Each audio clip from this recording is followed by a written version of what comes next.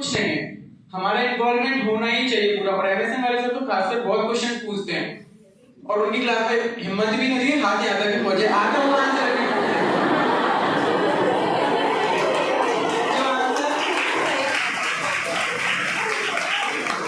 जो आंसर हमें पता है कि एग्जैक्ट यही है, कोई आंसर ही नहीं है, कोई होता नहीं यार चला चले आंसर कहीं और से निकल आएगा। तो ऐसे खड़े होकर मैंने कुछ पूछा है तो मैंने ऐसे करके फर्स्ट क्लास में बता दिया। अब बच्चे सर को कम देखें मुझे ज्यादा देखें, दिखता तो इतना इसमें इतनी हिम्मत आएगी कहाँ से। तो बस खड़े होकर बोल दिया आंसर।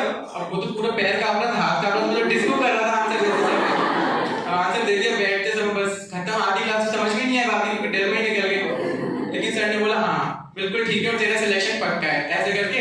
तो मैंने कहा यार पता नहीं ऐसे कैसे हो जाएगा। फर्स्ट टाइम में लगता है कि हाँ ऐसे कैसे हो सकता है, मतलब पर अब पता चला ना कि टीचर अगर देख लेते हैं ना स्टूडेंट्स को, क्योंकि वो एक बैच में इतने स्टूडेंट्स को पढ़ा रहे हैं पीछे तक मेरी निगाह भी नहीं जा रही होगी, मतलब मैं क्लियर नहीं देख पा रहा हूँ, इतना टीचर्स बता देंगे कि उस बच्चे के मन में क्या चल रहा है। यहाँ के टीचर्स की एक खास बात है, जबकि मैं इतना सा बैठने का भी ना देखूंगा कहाँ बैठे, खड़ा हो जाऊंगा तो थोड़ा सा देखता हूँ मैं, तो वो वाली चीज है। तो टीचर्स देख के बता रहे थे कि इसके माइंड में क्या चल रहा है, कहाँ घूम रहा है, क्या करेगा। और ऐसे ही बता दी थी सर ने एग्जाम बाद के तेरे इतने कितने नंबर आ रहे हैं, सबसे पहले पूछा था। कैसे पंकज सर ने पूछा था मुझसे, हाँ तो सर ने बोला था तेरे इतने नंबर आ रहे हैं। मैंने कहा हाँ सर मेरे इतना ही नंबर आ रहा है कि हाँ ठीक है। फिर रिजल्ट का वेट किया तो बस तबीयत खराब हो गई थी इसलिए घर गया था, मुझे पता था होना तो है नहीं वैसे भी स्ट्रेस में ज्यादा आ गया था। उससे 19 सितंबर का था ना जीनोमिक का 1 ईयर कंप्लीट, उस दिन भी फंक्शन ऑर्गेनाइज किया था, उसके 11 सितंबर का एग्जाम था। उसके बाद तबीयत खराब कर, फिर रिजल्ट आया, रिजल्ट वाला दिन था, मेरे को पता था होना नहीं, पुराने घर पे चला गया। फिर पता चला रिजल्ट आया, अब तो मैंने और स्ट्रेस में मैंने कहा अब तो पुराने घर को बोलने वाले क्या कहेंगे। फिर जैसे वो देखा ना रिजल्ट, तब विश्वास नहीं हो पहली बार तो कि मैंने कहा भाई रोल नंबर दोबारा वो फ्रेंड से चेक करवाया, एक बार चेक करवाया। मैंने कहा हो ही नहीं सकता है, पैरेंटी इम्पॉसिबल है।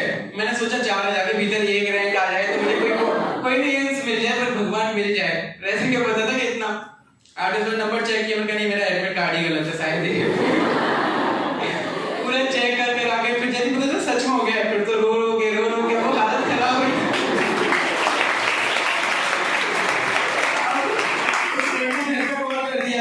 पता नहीं इसका हुआ है कि नहीं हुआ, फिर तो रो के अभी मर ना जाए लग रहा है।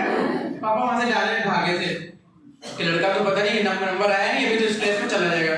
फिर मैं स्ट्रेस बहुत देता था, आने के बाद पता चला कि सिलेक्शन हो गया। तो लोग कह रहे पता नहीं यार सिलेक्शन के बाद भी क्या स्ट्रेस।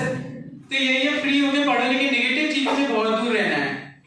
यहाँ पे मैं गाने भी गाता था, खेलता भी था, मस्ती भी करता था, पीछे तक ब्रेक में एंजॉय भी होता था, सबके साथ इन्वॉल्वमेंट है एटलीस्ट। तो भाई ये सिलेक्शन बहुत दूर की बात है, एटलीस्ट भी छाप भी छोड़ के जाओगे ना तो ये बहुत बड़ी बात है। 800-700 लोगों में एक बैच में है ना। तो मेरा G6 बैच मतलब हर कोई जानता है, G7 वाले भी जानते हैं, अब आप लोग भी जाने लगे होंगे। तो वही चीज है, सिलेक्शन होना एक अलग बात है, सक्सेस होना एक अलग चीज है। तो इसलिए आप जिस चीज के लिए मेहनत कर रहे हो वो तो ठीक है, लेकिन एक एमएसएन वाले सर बाकी टीचर एक बात कहते हैं, फॉर्म कोई भी निकले वो भरना है। सीएचओ कोई बुरा नहीं है, कोई भी वैकेंसीज बुरी नहीं है, लेकिन गवर्नमेंट जॉब अगर एक बार कहीं लग जाए ना, उससे बेस्ट कोई चीज नहीं है। फिर आप फर्दर आगे जा सकते हैं, लेकिन कोई कहते हैं ना ईएसआईसी में लगना है, रेलवे में लगना है, तो उनसे डिमोटिवेट मत होइए। वो लोग डिमोटिवेट करने के लिए ही बने होते हैं और वो जिंदगी भर दूसरों को डिमोटिवेट ही करते हैं, और ना उनका खुद का कुछ हो पाता ना सामने वाले को भी वो हताश कर देते हैं। तो हम चाहेंगे भाई जो हमें करना है, या हम करेंगे भाई जो हम चाहेंगे, तो सामने वाले का सुनेंगे तो अच्छा होगा, गेन करेंगे, अदरवाइज नहीं तो नहीं। ये वाली किसी को कुछ पूछना है क्या, ये बता दीजिए। सैलरी वैलरी का इसका कैसा क्या है?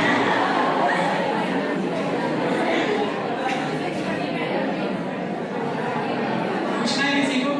अभी जितना पूछने में भी हाथ खड़ा नहीं कर पा रहे, लेकिन सभी घुनघुन हो रही है। स्टडी प्लान, मेरा स्टडी प्लान वो रिजिड वाला नहीं था। जैसे मेरा रूममेट एक था, उसका रिजिड प्लान था, लेकिन मेरा तो ऐसा पहले नींद लेता रहा आराम से, पहले सो लिया, फिर मैंने फटाफट एमसीक्यू। पहले यहाँ पे जो नोट्स है ना, सबसे पहले मैं उन्हें पढ़ता था। मैंने मतलब बुक्स कोई नहीं खरीदी, टारगेट हाई वालों ने एम्बेसडर बनाया था कॉलेज की तरफ से, तो उन्होंने फ्री में बुक पहुंचा दी थी मेरे पास, इसलिए वही बुक थी मेरे पास टारगेट हाई। बाकी बुक्स खरीद सकते हैं क्योंकि हमारे पास टाइम बुक खरीदते, नोट्स पढ़ते, नोट भी मैंने पढ़े हैं, बाकी प्रिंटेड नोट्स है वो तो मेरे एज इट इज ही रखे थे।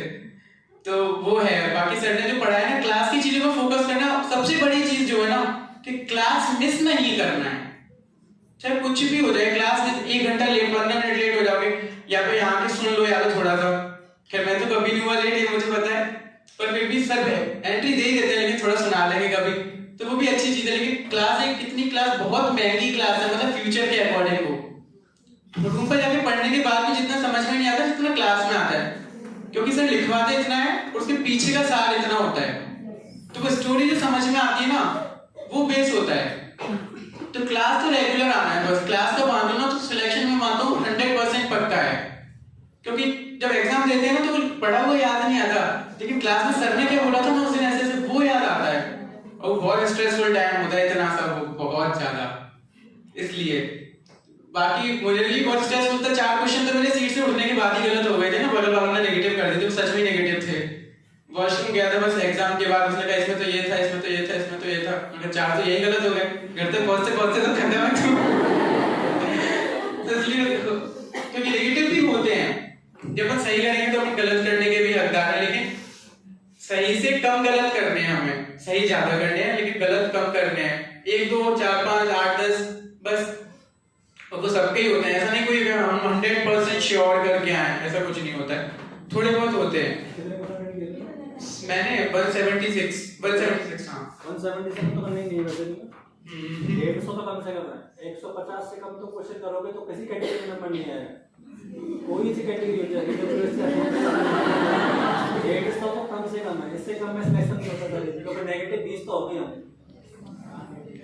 तो ये वाली चीज है, क्वेश्चन तो कर दी थी क्योंकि फर्स्ट अटेम्प्ट अभी पास किया था, इसलिए तो सितंबर में एग्जाम था 11th का, तो इसलिए दिल्ली सेंटर मिला था बहुत लंबे समय से।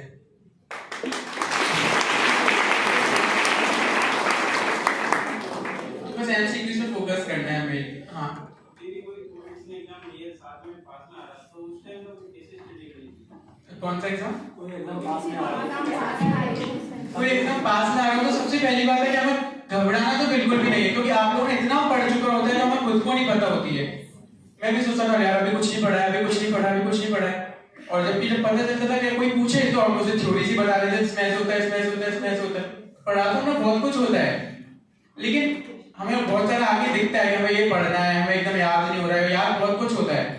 हो सकता है कैलकुलेशंस फार्मा में आपको ऐसा लग सकता है कि कंफ्यूजिंग है, लेकिन काफी चीजें के डायरेक्ट क्वेश्चंस आते हैं, प्रायोरिटी बेस्ड क्वेश्चंस आते हैं, तो तुरंत अटैक कर देते हो उन पे, क्योंकि यही की चीजों में कि एज इट इज इतने क्वेश्चंस थे ना 9 सेट में, सीरियसली क्या है, हमने ऑनलाइन टेस्ट में दिए थे, तो मैं तो बिना क्वेश्चन मतलब पढ़े हुए देखा था, नोट तो नहीं है उसमें, क्योंकि क्या पता वो मैं डायरेक्ट ठीक कर दूं, कुछ तो ऐसे ही ठीक किया, एज इट इज क्वेश्चंस थे, एज इट इज सीरियसली। तो वो वाली चीजें तो कंटिन्यूटी मेंटेन रखनी है, घबराना नहीं है, और एग्जाम पास आ रहा है तो सरल चीजें पढ़नी है, ना कि डिफिकल्ट चीजें। अपन सोचते हैं टॉपिक कवर नहीं हुआ, वो कवर नहीं हुआ, आप अभी कवर कर लोगे, लेकिन फिर भी आपको एग्जाम में छोड़ के ही आना है वो क्वेश्चन, ही मेरी गारंटी है, क्योंकि उस 3 दिन में स्ट्रेस के कारण आप उस टॉपिक को अंडरस्टैंड नहीं कर सकते हो। उस टॉपिक की जगह 10 टॉपिक ऐसे पढ़ो तो अपने एकदम पढ़ रखे, बस रिवाइज करने खट खट खट खट, तो वो 10 क्वेश्चन आप ऐसे से टिक कर दोगे उन पे कि हाँ ये ठीक है। इमेज बेस पे मोस्टली फोकस करो, क्योंकि वो भर भर के नंबर ऐसे ही दे जाता है इमेज बेस पे। अब वो एम्स की बात है कि पता नहीं इमेज कहां से दे देता है कभी कभी, तो इमेज बेस पे फोकस करना है आपको। और किसी का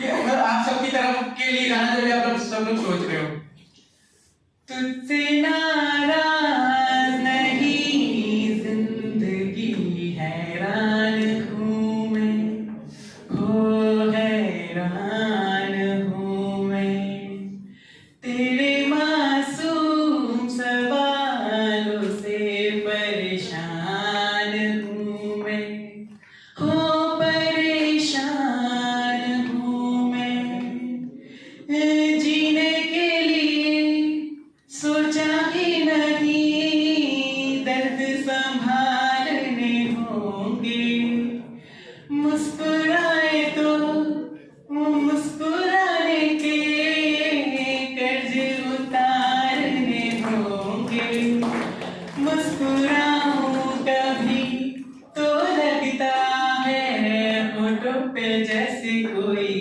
कर्ज रखा है तुझसे नाराज नहीं, जिंदगी हैरान हूँ मैं, हाँ परेशान हूँ मैं।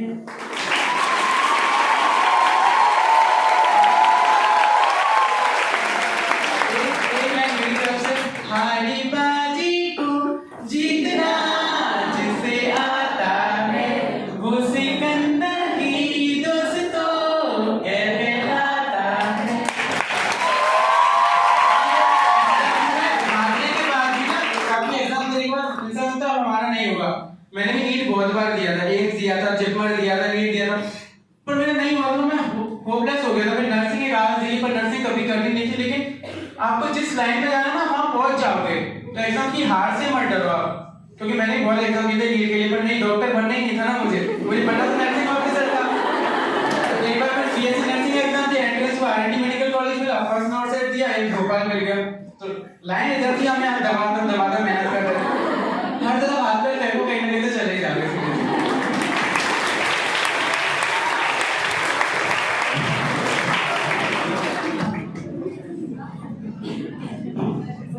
तो जैसे तुमने देखा यूएस का मल्टी टैलेंटेड पर्सन है, सबसे बड़ी चीज है बिंदास है, मतलब कोई बहुत स्ट्रेस नहीं है इसकी लाइफ में। और जब ये था ना तब भी सेम ऐसा ही था, और जब जॉब करता है ना आप इसके वीडियो देखते रहते हो तब भी वैसा ही है। But very nice. और यहाँ पर आकर तुम सब लोगों को गाइडेंस दिया, तुम लोगों को बताया, और ये इसका एक ही पर्पज है, मोटिवेशन। आप इसे देखो, आप इसके जैसा बनो, इसका आप ये अचीव करोगे तो भी नॉट सेट तो मिलना ही है।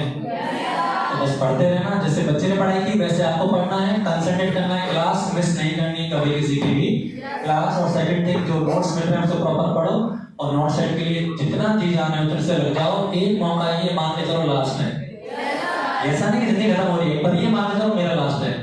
और उससे बचे, और प्रेशर, अभी बच्चे ने बोला कि एग्जाम पास आ रहे हैं, हमें वो याद आता है जो हमें याद नहीं है।